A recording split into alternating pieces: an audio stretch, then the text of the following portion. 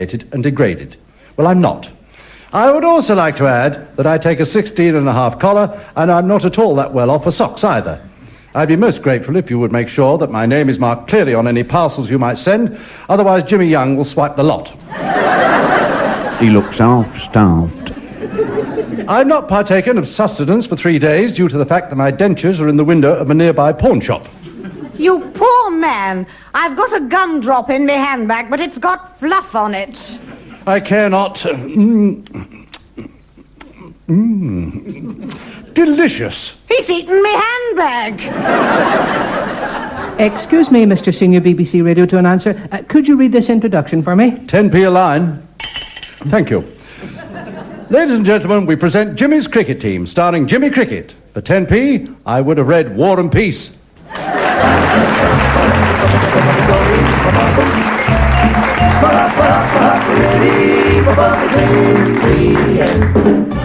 That poor Senior BBC Radio 2 announcer, he doesn't look well to me.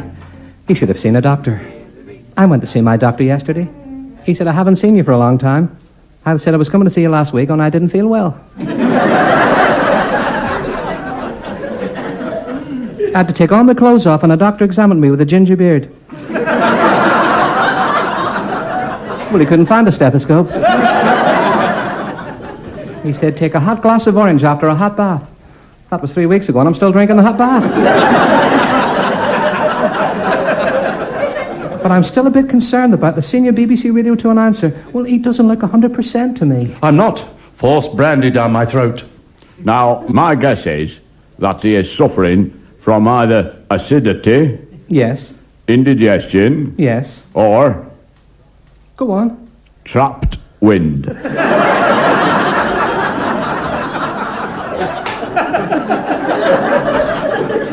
Trapped wind. Trapped wind. Blow me down. Try one of these tablets. Thank you. You would not believe how many people there are these days suffering from trapped wind. I've seen them. They're usually walking 6 inches from the ground. My good lady wife suffers from it. And it's not funny. You've got her on the end of a piece of string. She's got it very bad. She frightened me last week. Frightened you? She sat on a nail.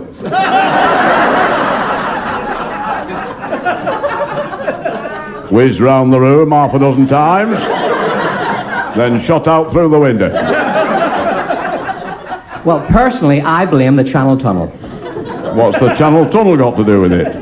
Well, it's the draft. You could be right. Anyway, I don't want to discuss the subject any further. It's a fact of modern day living. You can't turn your back on trapped wind.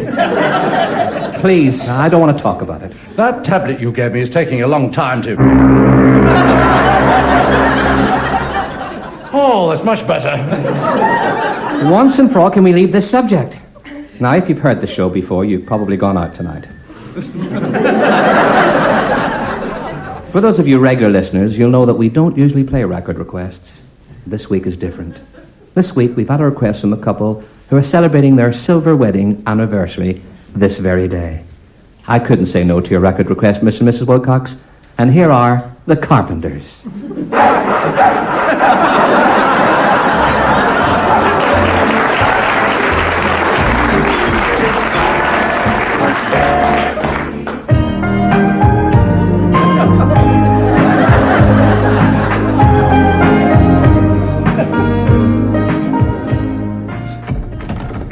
That you, Frank? Leave it out. Leave it out. Leave it out. No, you drove us all mad with that in the last week's show. Get on with it. Bottykins nappies are so soft and light as a feather on baby's skin. Bottykins nappies are disposable, so that when baby needs a fresh bottykin, you can just throw the old one away like so.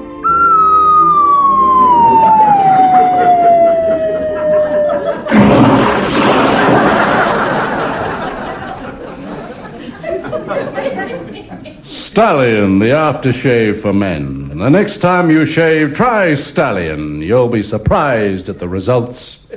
I tried Stallion aftershave for men, and I was surprised at the result. A donkey cornered me up a back entry. Those commercials were the most stupid commercials what I have ever heard. Thank you, stupid man. People doing commercials with their heads full of Jolly Robbins. Can I have a go at doing a commercial? Help yourself, stupid man. Right. Have you tried Sniff'em Snuff? Sniff'em Snuff is the finest snuff. Extra rich for the snitch. Just a tiny pinch of Sniff'em Snuff, like so. And in no time...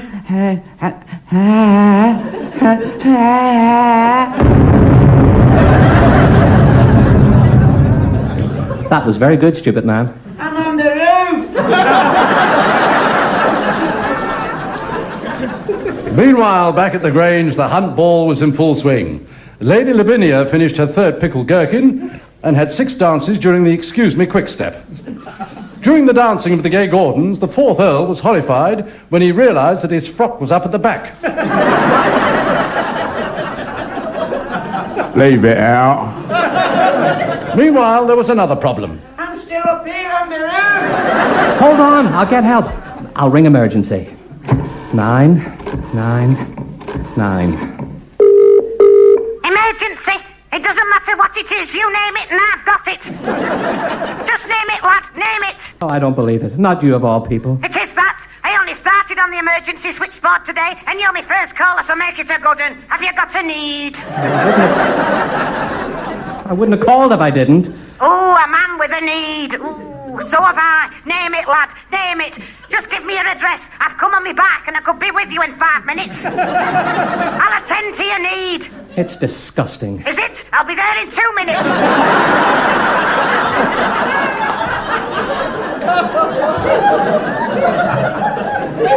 Will you listen to me? I want the fire brigade. You're not the only one. I've wanted them for years.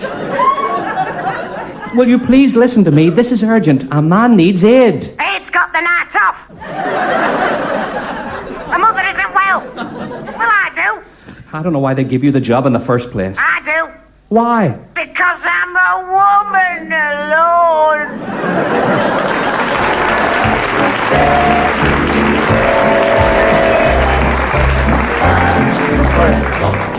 Good evening, and welcome to another edition of Mastermind. This week, we are in the magnificent St Mark's College, built in 1785 by Lord Spencer, which is in the parish of St Michael's. The contest is becoming more exciting as we have now reached the semi-finals in our search for the Mastermind of Great Britain. Could we have our first contender, please?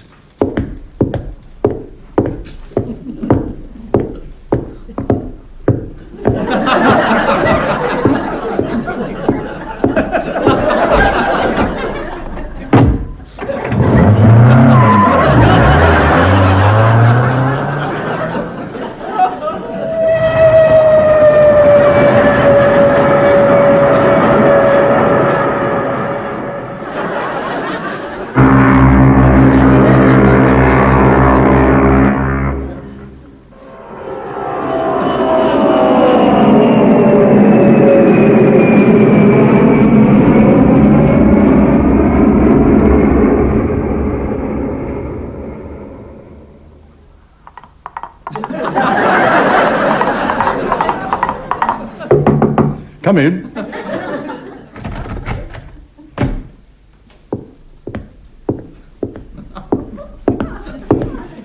Thank you. Here is your first question on geographical aspects of the world. Can you name the capital of Rangoon? I could if I wanted to. Why not?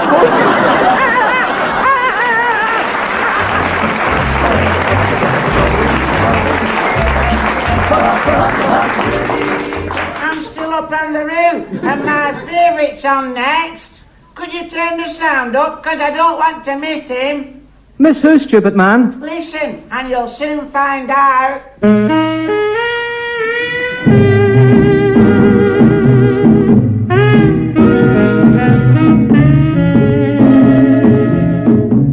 My name's Marlowe, Philip Marlowe, private eye. My other eye's in the next room reading the Beano. I'd had a bad night. A dog woke me up at 2 o'clock in the morning. How I got into my bed in the first place, I'll never know. I lay awake until about 6:30 when the milkman called and left me 2 pints. 1 pint. The garbage man called. I told him to put me down. The telephone went. Fortunately, I had 2. The guy on the other end of the line didn't waste words. Marlowe, Most of the time. how does 10,000 bucks sound to you? 10,000 bucks makes the sweetest sound I've ever heard. Let's meet. Give it a name. You know where Sadie hangs out? She hangs out all over the place. She's a big girl. Sure, I know Sadie's place. Sadie's place in 10 minutes. Oh, Marlowe, Yeah? you carry a gun? No, I drag it behind me on a piece of string. Smart, bring it with you. Sadie's place in 10 minutes. He hung up. I didn't like it when a client asked me to carry a gun. Still, for 10,000 bucks, I'd have carried a Sherman tank. 10 minutes later, I arrived at Sadie's place. A real dump of a joint. Sadie was sitting at the piano playing with gravy stems down the front of her dress. I knew the song, but I couldn't remember the words.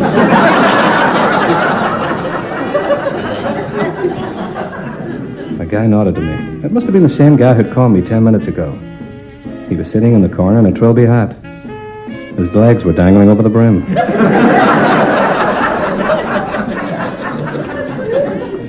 He looked me up and down. You're not very tall. I'm taking lessons. Take a chair. No thanks, I've got one at home. You mentioned 10,000 bucks. Right here, take them. This guy wasn't kidding. There was 10,000 in the envelope. What's the catch, mister? Marry my 58-year-old daughter, Fat Annie. I couldn't get out of Sadie's place quick enough.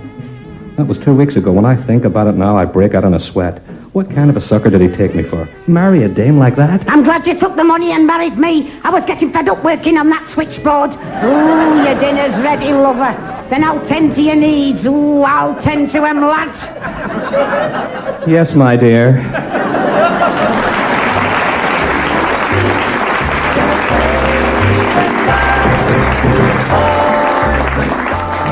As a senior BBC Radio 2 announcer, God bless you, Gov, you're a toff. As a senior BBC... Leave it out. You never stop. Leave it out. Right, Pat?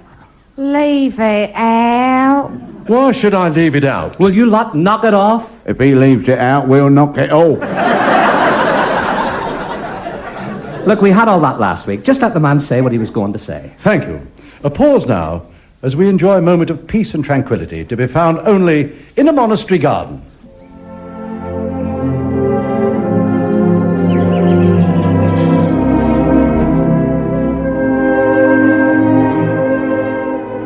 Yes, what could be more inwardly satisfying than the undisturbed peace and tranquility in that beautiful haven of peace, a monastery garden? Who let that moggy into this monastery garden? Get it out! Hey, leave that bird alone! Oh, I don't believe it! There's a dog in here now! Hey, clear off! Oh, look at my good trousers! Get out of this monastery garden! Out! This is mayhem! What kind of a monastery garden you call this? Peace and tranquility, peace and... Oh, no! Oh, it's the US Cavalry! Oh, no, the US Cavalry in a monastery garden! Hey, go, blimey. Us monks is trying to have a kip in here. We've got to get up at 5 o'clock in the morning to do our monking. I do apologise, your monkiness. I didn't finish Vespers till 11:30 last night. I'm knackered. They've all gone now. Just the beautiful music and the song of the birds. What? The sweet song of the bird. Not anymore.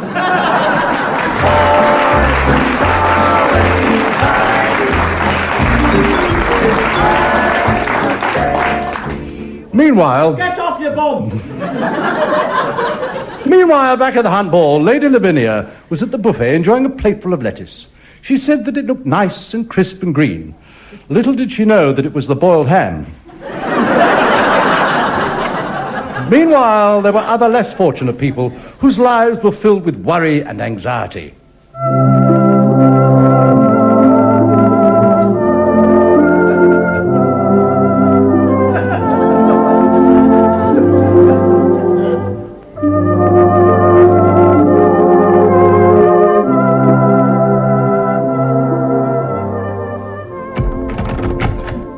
Arnold, lad.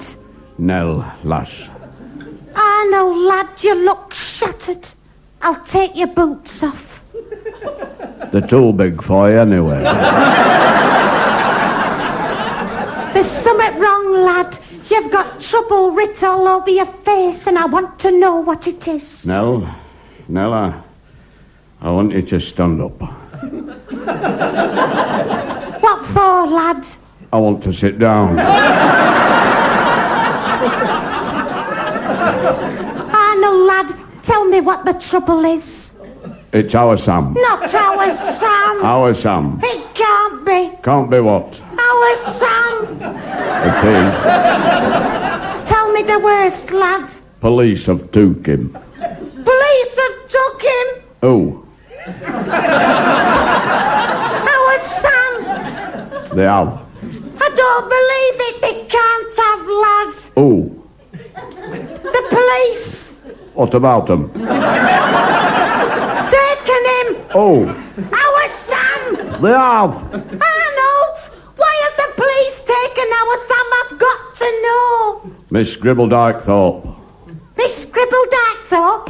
Hey, what lives all alone in the tiny cottage behind Mill? They've closed it down. I know it's closed. We've been through all that.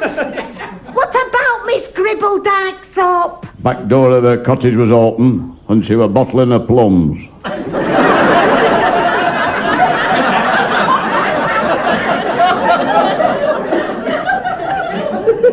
Our Sam happened to be passing. As she was bottling her plums? Oh, Miss Gribble Dykethorpe! our Sam must have seen her.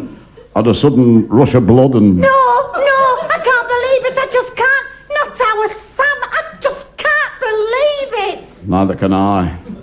He was never all that keen on plums. Then what happened? I might as well know the lot. He had her on the floor.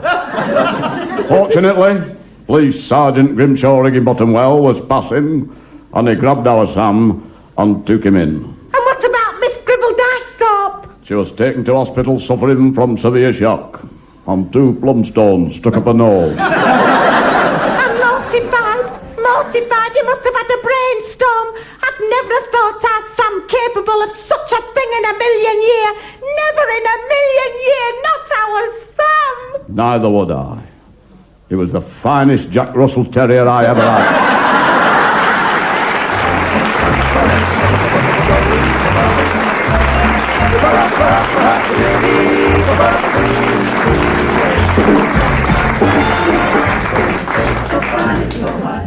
They were 2 of the stupidest people what you've ever had on. I couldn't agree more, stupid man. Meanwhile, back at the... Get off your boat! Good. Nobody about, so I can read this letter from me mammy.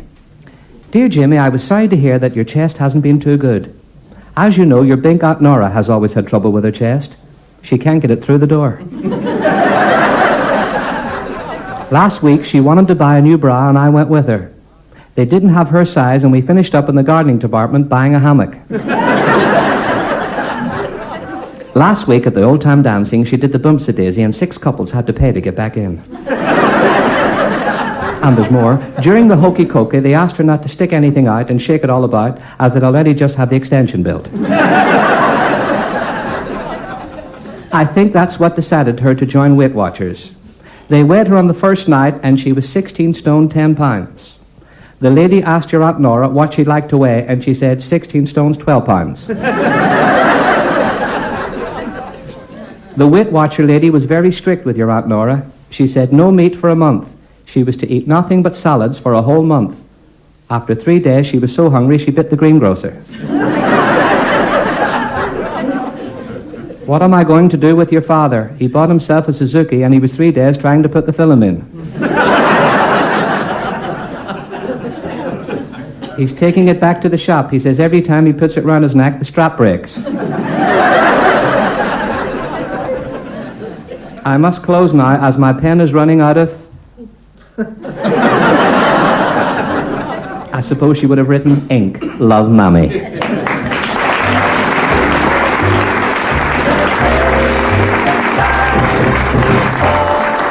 Meanwhile, back at the Grange, Sir Bunty Forthcoming had taken Lady Lavinia on the river in a punt. He had a slight accident with the pole. Never at a loss, Lady Lavinia carried him back to the fancy dress party, shouting, "How's this for a toffee apple?" Leave it, Al. Good evening. My name is Brigadier General Sir Man-Sized Tissues. Ever since I retired from the regiment, I've been living in the charming village of Loose Chippings. I must say I miss the regiment. I remember back in... I say, man-sized old fellow. It's old Sticker. Sticker Stamp. Sit yourself down and help yourself to the port. Oh, splendid, splendid. This is the real stuff, man-sized. The 42. Ah. 42p a gallon. Sitting here all by yourself, man-sized? I've just been contemplating my doings. Yes. Well, a fellow needs to be by himself when he's doing that. Join me in another drop of port. Why not? Why not? Bottoms up. Any minute now.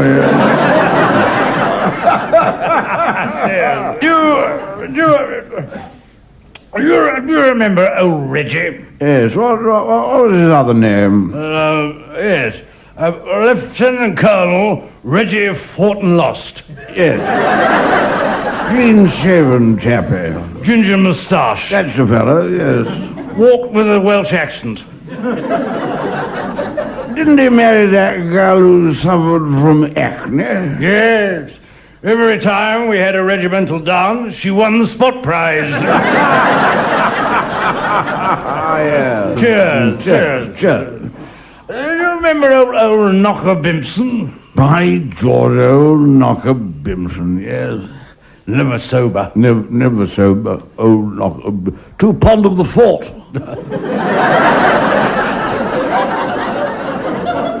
Fond of the port.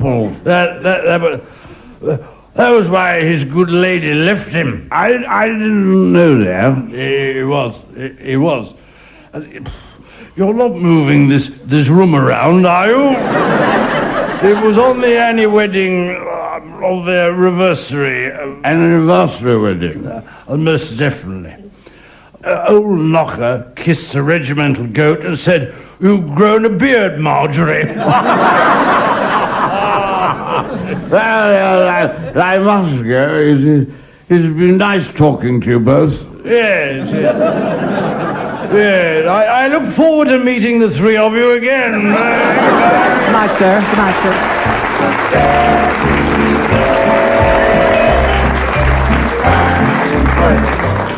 Yes, they're back. Ladies and gentlemen, from the musical comedy world, the couple whose voices blend as perfectly as the marriage, Daphne and Cyril Billington.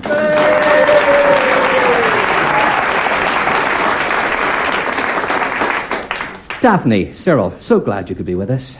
Darling, it's an absolute joy to be here. Is that not so, Cyril, my dearest? A pure joy, my dear heart. Love you. Love you. When I see the way some marriages go in your business, I must say what a pleasure it is to see a couple like you feel so much for each other like you do. Well, I know it's a cliche, but we were made for each other. My dear Cyril. You both look more than usually radiant this week. Well, and with good reason, dear heart. Tell him the good news, darling.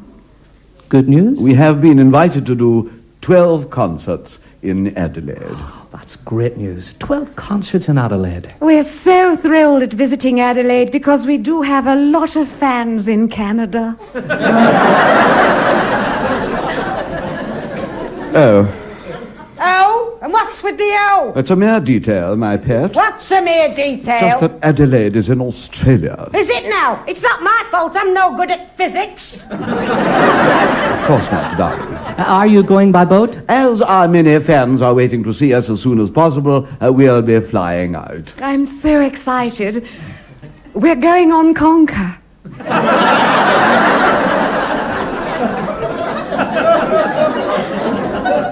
Conquer. Oh, dearie me. We've got to the dearie me bit, have we? Now what have I said wrong? The aeroplane is called Concorde. Half a chance and he puts the welly right in. Oh, dear. A conker is a round, brown nut on a piece of string. A bit like you when you're in the shower. If you want to mix it, I'm ready. Going on such an extensive tour, you must... Ahoy!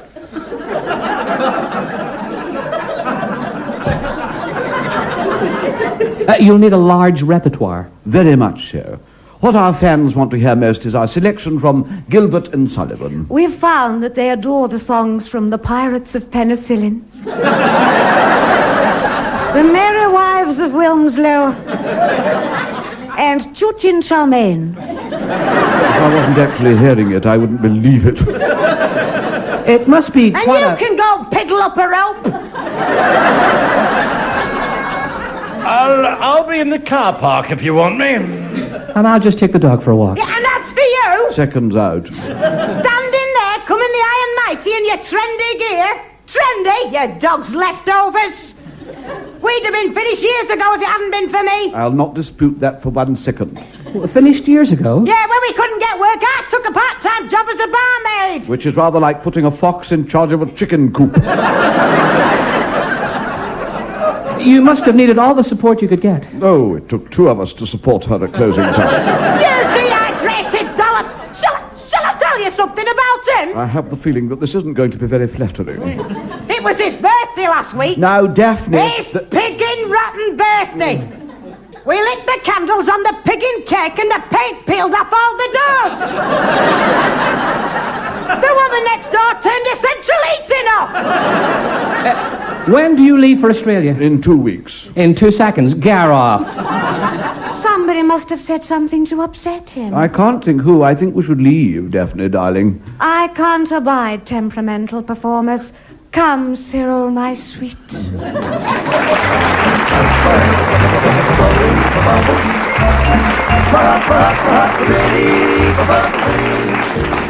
I have never heard anything so unprofessional in all my years as a senior BBC Radio 2 announcer.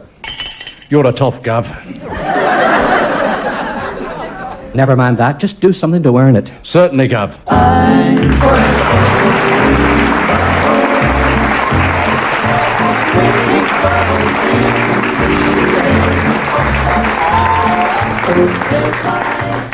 That was Jimmy's Cricket Team, starring Jimmy Cricket, with Bill Pertwee, Peter Goodride and Noreen Kershaw.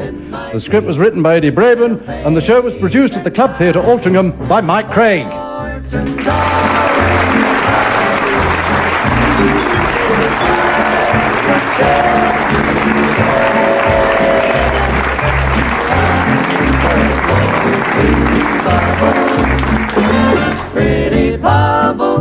Pretty bubbles in the air. I'm forever blowing bubbles. Pretty bubbles in the air. They fly so high, nearly reach the sky. And in my dreams they'll fade and die. Fortune's always hiding away from me. I've looked everywhere. 88 to 91 FM. This is Radio...